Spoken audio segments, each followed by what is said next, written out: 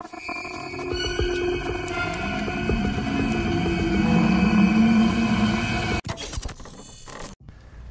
again, everyone, and welcome back to Reddit Aliens. I'm John, and as always, thank you so much for being here. A good topic? Let's do it. Those of you who worked under an NDA, but it's no longer active, what's your story or secret? Please remember to like, share, and subscribe. In a tech support role, one manager used to boast his team's average call times were the lowest in the company. While average call times were in the 12 to 17 minute range, his team was constantly under 10 minutes. His team was awarded multiple times, and his strategy was adopted company-wide to all customers and technical support teams, including our internal IT teams. That strategy was under a strict NDA, as we did not want to allow competitors to emulate it.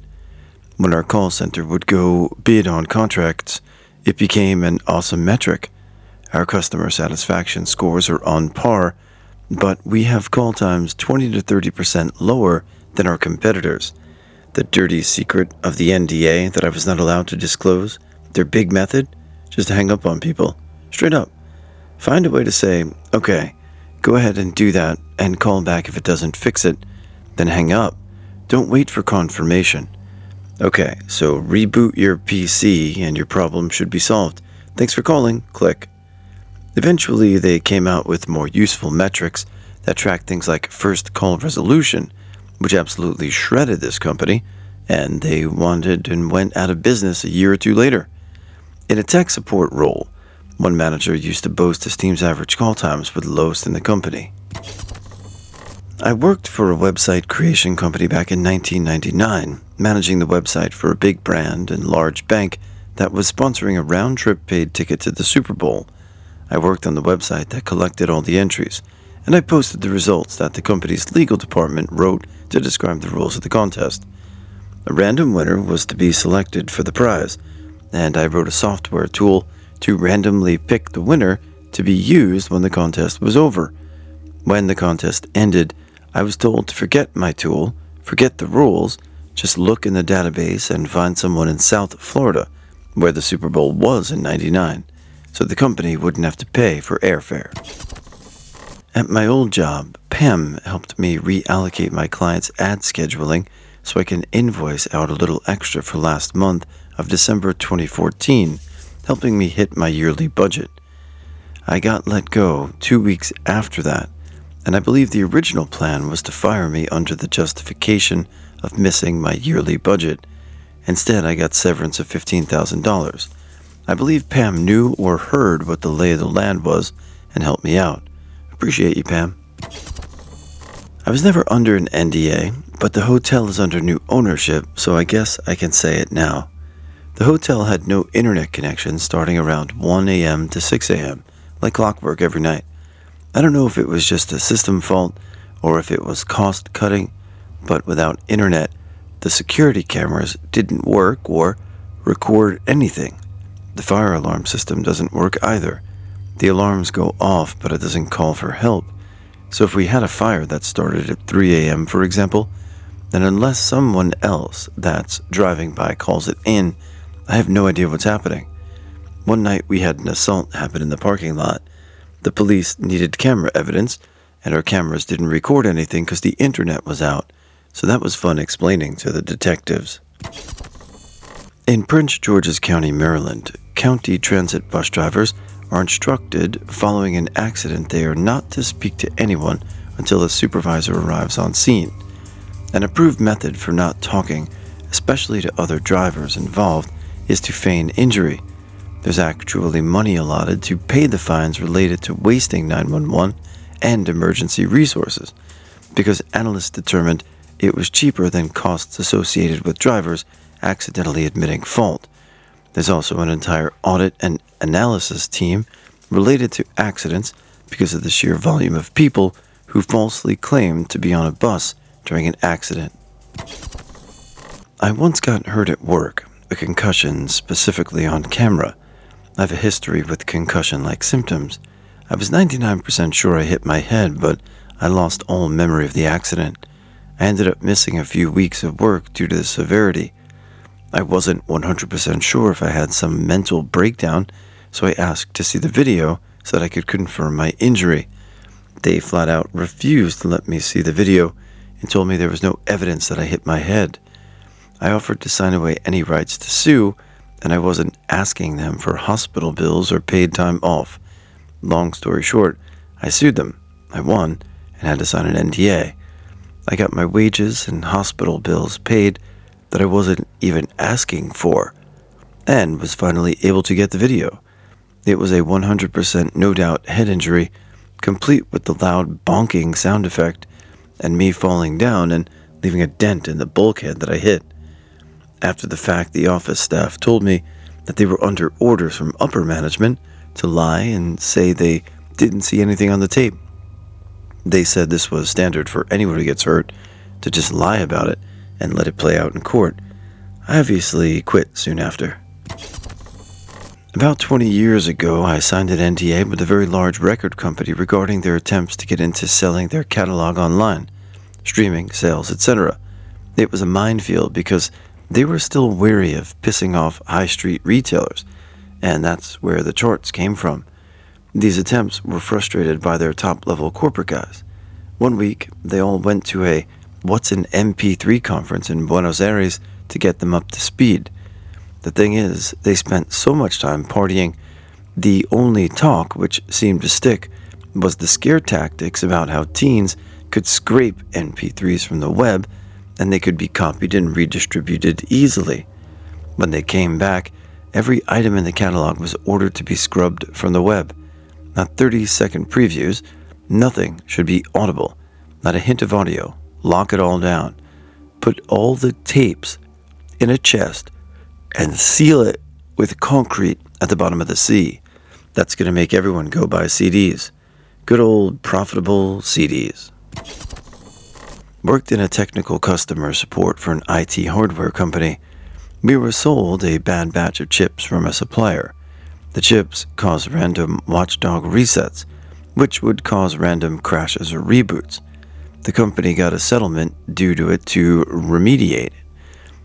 But the MBA legal types deemed it too expensive to fix what was already in the field, so they fixed it in support. We had very strict talking points when our customers would report this issue. Everyone in the support team knew what the issue was and had each worked several cases of it. But our script made us act stupid, like it was a unique case that had never happened before. It is kind of hard to do that when you've replaced multiple units for the same customer in several weeks. But if you diverted from the talking points, you got counseled by management. This issue caused several very high-level outages and issues at many of our customers. We knew why, and we were told to act dumb and bury it in the process procedures so we didn't take the hit on needing to replace the known faulty hardware. Manipulation of data to give false impressions of reliability was something I saw quite blatantly utilized with little repercussions. My company was struggling to meet on-time delivery schedules, and for numerous years was an embarrassing low as 40%. A new manager comes in within months. We're now boasting an on-time delivery rate of a brilliant 95%. Turns out, all he did was change what constituted an on-time delivery. Each time we knew a product would be late, we'd notify the customer of the delay and ask them to confirm they still wanted the order. If they still wanted the product, the on-time delivery would be recorded against the new expected date as opposed to the originally promised date. Company literature was being sent out boasting of our 95% on-time delivery, now amongst the highest in the industry, when in fact, we were by that point meeting less than 30% of initial delivery schedule targets. It was so simple that I'm sure numerous companies are getting away with such underhand tricks. Most of these don't surprise me at all, and just sounds like, just a day in the life of a average succubus type company. Gross, but that's business. I briefly worked at a university in South Florida in the late 90s and early 2000s. I was chosen to be on an academic integrity team, basically reviewing claims of plagiarism and cheating and deciding between the 5 of us whether it's valid or not. We were made to sign NDAs when we accepted the invite to be a part of the team. There were 3 instances where an employee that was taking classes there clearly cheated, and the issue was brought to our attention. Those 3 times the cheating was blatant. All 3 times we were told to let it go, as it would look bad for the university to have to get it out. I'm not sure if this is common from other universities, but at the time I was under the impression that it was common practice everywhere. It was ultimately one of the main reasons I ended up quitting. I was, and still am, disgusted by it. I worked for a company that oversees and enforces self-regulation for one of the power grids in the United States. My job was to help secure it against cyber attacks and to help write the regulations that enforce those protections. I had panic attacks on Sunday nights because I knew at work the next morning we'd go over the list of everything not compliant, and the lawyers would argue they were, and nothing would get done. Many times the lawyers would tell me that I wasn't interpreting what was written correctly. Then I'd remind them that I wrote it with a committee, and if they didn't believe me, they could go look at the minutes taken in the meetings. Instead, they would just document their justifications for being compliant and not actually secure anything. The U.S. power system is now so vulnerable to cyber attacks that it's only a matter of time before millions of people have their lives thrown into complete disaster and potentially hundreds of thousands that will die. I just can't even think about how bad things are now. The lady who owns Columbia's sportswear neglects her animals to the point of death, and then she just buys more. I was supposed to be a caretaker for them, but there weren't even basic medical supplies like Bute or SWAT or vet wrap. She wouldn't call the vet for almost anything. 2 goats died of malnutrition, another its entire hoof fell off, 12 chickens died, 2 mini donkeys died, the guinea pig was kept alone in a hamster cage, and she kept her late husband's dog Monty locked in a dog run. Her dogs were permitted out, but not Monty, even on a leash. Initially he was allowed out, and I got with him in great shape, taking walks every day. But one day she stopped allowing even that. I quit when she started talking about getting 30-plus sheep and pigs. It was a miserable place, her mansion. I only worked there a year and brought in my own supplies to treat what I could, but it'll always break my heart I couldn't do more. I called animal control multiple times and they never helped. Even with the goats, who look like walking skeletons. Rich people can do whatever they want to living things. Not under an NDA, but I'm not allowed to say this to people. My employer is a HCM company at the department I work in administers Cobra. For our friends not in the U.S., Cobra is a law that allows an employee to pay out of pocket to keep benefits they had while they were employed after a separation. This has been a thing since 1986. In many cases, your employer has to reinstate coverage with the carrier. There's no punishment if they don't.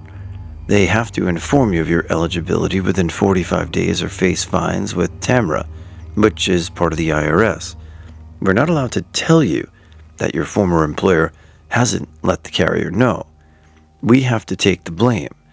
There are some clients where I work where we do inform the carrier, but carriers like Blue Cross, Anthem, and Cigna are right now refusing to accept the reports we send them, and your coverage remains inactive. But the majority of the time, the client, employer, is responsible for reporting the carrier of your Cobra election. There is no maximum time allotted for reinstatements. I've seen cases where the employer, client, has not reinstated benefits for 1 year until the beneficiary tried to use the coverage and was denied, and they had been paying $2,500 a month just for their medical. This was not illegal, just irresponsible. Reinstatements are the #1 issue I deal with, and it's daily. I've tried to get my employer to make an effort to ensure the client reinstates in a timely manner, and they refuse, saying they do not want to anger the client. I've also written letters to President Biden and VP Harris explaining the situation and to present policy. An expansion of TAMRA to include reinstatement deadlines would do wonders. Former agent for a driving app here. I used to handle the drivers part of the app, and the part was rather messed up because I would often get drivers asking why their accounts were taken down. I stopped being surprised after realizing that for every 3 drivers that reached out or so, 2 among them were shut down, either for fraudulent activity or for mostly sexual misconduct.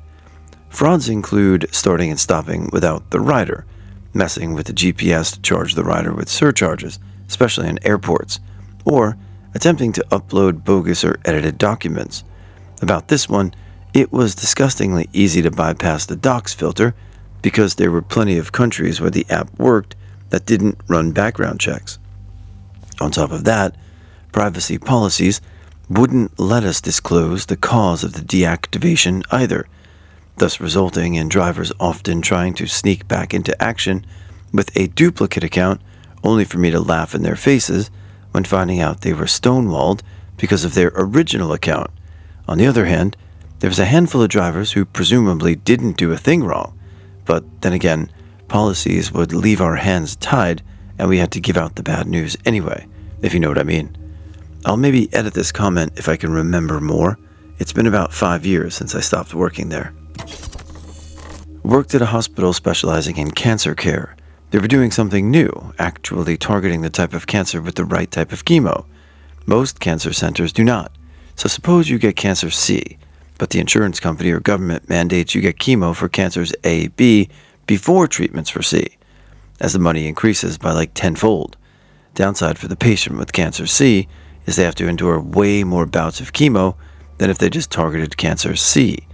So if you ever find yourself in that really bad boat, make sure your doctor's treatment plan is for the right cancer, versus the wrong checkbook. I believe 100% everything that was said about the work culture at Blizzard because even the companies they outsourced to had similar issues. I worked for Client Logic, later Seidel, when they had the contract for in-game customer support for World of Warcraft, aka WoW, GM. I was at a campaign from the time the Burning Crusade launched until a couple of weeks before Wrath of the Lich King was released, and it was the Wild West. We were actively encouraged to break workplace norms when it comes to harassment, language, and personal conduct in the name of desensitizing us to what we will see in-game.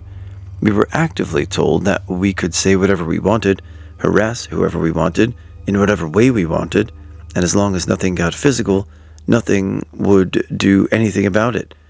I was at that campaign from late December 2006 until October of 2008, and I saw more harassment there than all the rest of my life combined. And again, we were the outsourced branch of their customer support. I couldn't imagine how bad it must have gotten at Blizzard headquarters, where there was no outside influence trying to temper people how they were acting.